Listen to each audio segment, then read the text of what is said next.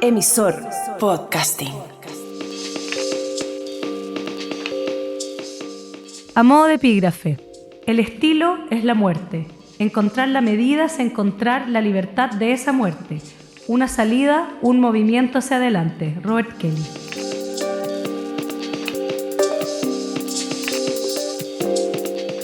No podemos creernos mejores que nuestros enemigos, o bien solo un poco. Las frases del psicoanalista Donald Winnicott en 1940. Se preguntaba por las razones para ir a la guerra.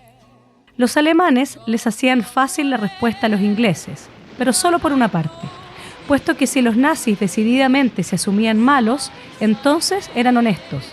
Pero decir que ellos eran los buenos, así, a secas, ahora y para siempre, aquello era fácil, pero no honesto. Siempre tenemos más razones que las que la conciencia admite. El problema entonces, al menos para Winnicott, quien se propuso tomar posición y no partido, es decir, demorarse un poco más para comprender por qué la guerra en el ser humano.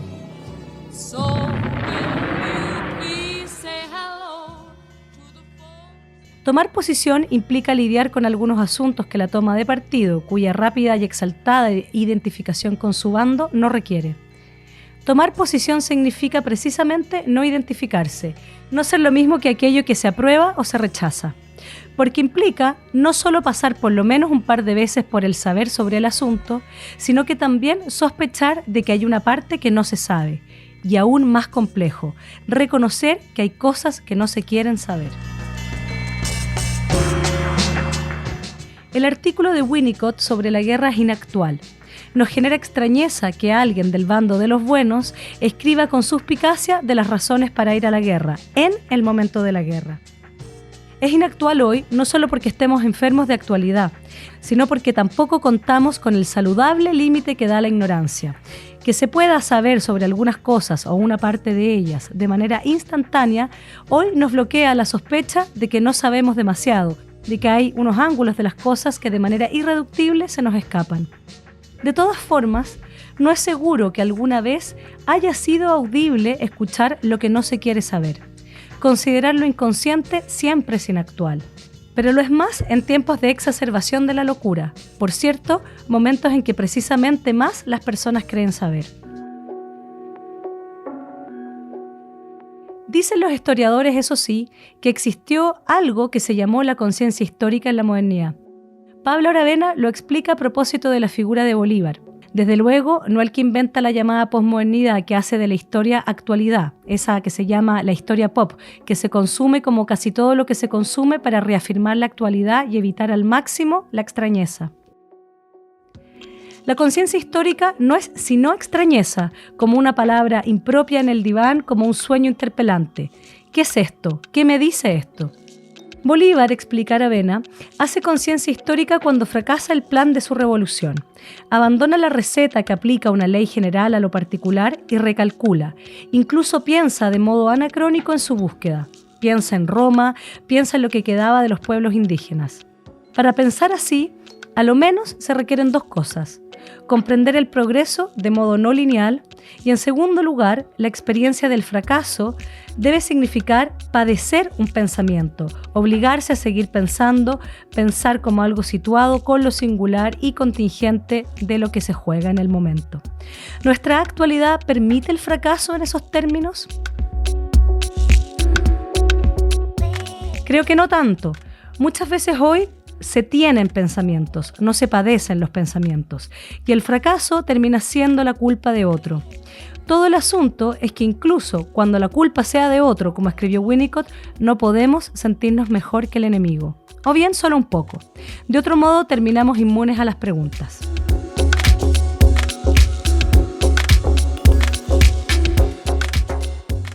¿De qué sirve esa actitud?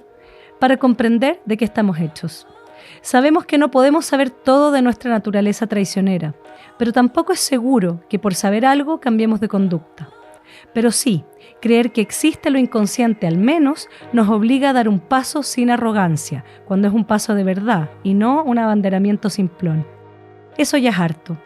Quizá no es la gran afirmación de la existencia, pero sí tomar posición con la dificultad que conlleva, al menos puede conmover el gran bostezo que define a nuestra época. 2 puntos. tan marcada por el tedio, el nihilismo que estos días anda maníaco y la depresión que hoy es el resfrío común del ánimo. Volvamos al inactual artículo de Winnicott. Si la guerra parece algo inevitable al ser humano, es porque nos permite descansar de la libertad. Paréntesis. Por ejemplo, este es un pensamiento que se padece. Deténganse un momento. No es llegar y decir queremos descansar de la libertad. No se suponía que de eso iba la vida, de buscarla, incluso a veces bajo la forma de la guerra. Cierre paréntesis. ¿Qué significa descansar de la libertad? Diría que es evadir el abismo de existir diluyéndose en el todo con mayúscula. En algún tipo de todo, claro está. Los hay contingentes, los hay a la moda, algunos se alojan en argumentos solemnes y otros toman formas mediocres. La guerra es una de las maneras de convertirse en un uno con mayúscula. Un solo partido, un continente glorioso, furioso, sin soledad y sin las vicisitudes de las preguntas por el sexo y la muerte. ¿Qué quiero? ¿Me quiere? ¿Por qué no me quiere? ¿Qué diablos quiere? ¿A qué temo? Los hombres van a la guerra para evitar a las mujeres, escribía Freud en su tiempo. Las certezas como las drogas y las pistolas están hechas para evitar los nervios. Nervios. : Testimonio de que la vida es un oficio complicado. Hay razones inconscientes para hacer la guerra cada cierto tiempo, y ellos, los ingleses, ni los japoneses, ni los chilenos, somos ajenos esencialmente a esas razones. Si en esa contingencia histórica, escribe Winnicott, los ingleses eran los buenos, era solo por una razón. Ellos luchaban por su libertad. Los nazis, en cambio, querían cualquier cosa salvo ser libres. ¿Pero de qué libertad hablamos? Una cosa era liberarse de los nazis, pero otra, la más difícil, era sostener esa libertad en el tiempo. La liberación siempre es más fácil que hacerse cargo de la libertad, la que nunca es absoluta. El psicoanalista decía que en su tiempo liberarse era recuperar la democracia, para luego lograr tener la fortaleza de mantenerla, la vida política que ésta implica con su difícil libertad. Liberación no es lo mismo que libertad. Luchar contra un enemigo, fácil, al menos psíquicamente. Mientras que la libertad le pone presión a la personalidad, porque significa responder, a veces o casi siempre cuando se responde de verdad, sin algo de qué afirmarse. Es a lo que llamamos ética. La libertad nos compromete subjetivamente, es una exigencia y un riesgo. La libertad es paradójicamente y de manera conmovedora la evidencia de que liberados no somos, porque somos animales sexuados y conscientes de la muerte. Recordar, : La evolución, como si fuera un teatro, hizo que la sexualidad naciera junto a la muerte. Primero los organismos fueron asexuados, se replicaban por división, todo comenzó bajo el modelo de la clonación y la inmortalidad. La mayor de las revoluciones sexuales fue la aparición de los organismos cuya reproducción da origen a algo nuevo, eso sí, bajo la condición de su muerte. Nunca más alguien idéntico a otro, separados para siempre, caídos.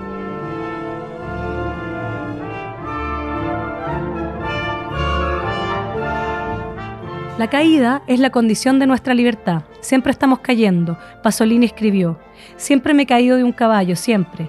Porque la caída toma la forma del jinete que se va arrastrando con la cabeza golpeando el polvo y las piedras. La libertad es un vértigo porque somos animales dependientes, mortales, impropios, huérfanos, sin fundamento. Los lazos se crean humanamente, no están garantizados por la naturaleza. Somos arrojados a nuestra libertad difícil, sexuados, hablantes, legales, finitos, estamos obligados a interpretar. La perversión es inventar que las raíces son fijas, por ejemplo en la sangre. Esa filiación como asunto biológico fue el nazismo. La perversión en todo caso es solo uno de los rechazos a la libertad. Hay más.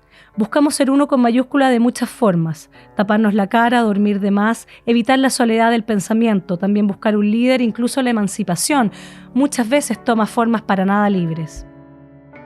El ser humano se cansa de su libertad, sueña a ratos con ser uno con todo.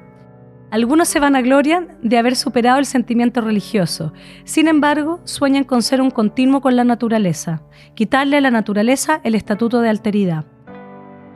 Esas ideas, las de darles derecho como si fuesen humanos, tienen la mejor intención, pero su reverso, el inconsciente de esa idea, es decir que no hay lo humano como un discontinuo.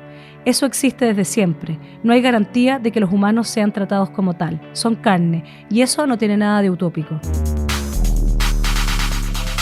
Cada época tiene su droga, dicen. Y la nuestra ha vuelto, entre paréntesis, en este loop infinito que es el capitalismo tardío, ha vuelto la psicodelia. El tusis rosado, la terapia más cool es la microdosis de hongos. Incluso la farmacéutica, para no quedarse atrás, ha estado insinuando que los antidepresivos que actúan sobre los mecanismos de la serotonina en realidad tienen efectos mediocres y que la nueva revolución farmacológica es la esketamina, de la familia del MDMA. El éxtasis es posiblemente una de nuestras fantasías momentáneas.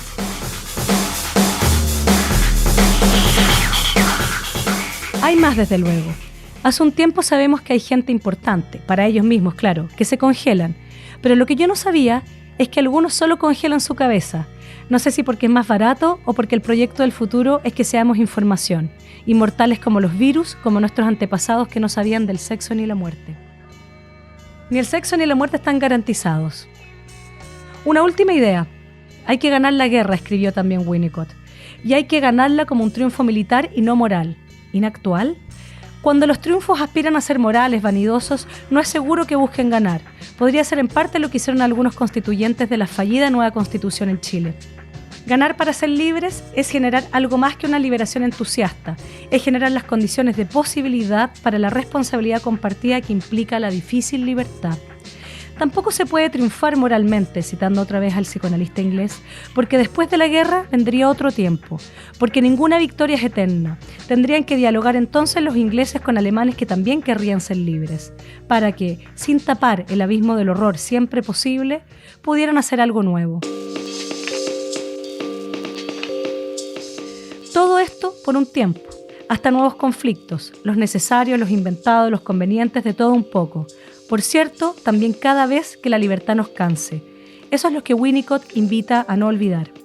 La libertad no es un absoluto, sino la búsqueda de una salida, cada vez, porque se gana una guerra, pero eso no te hace mejor ni ganador para siempre. La libertad es una encrucijada todo el tiempo.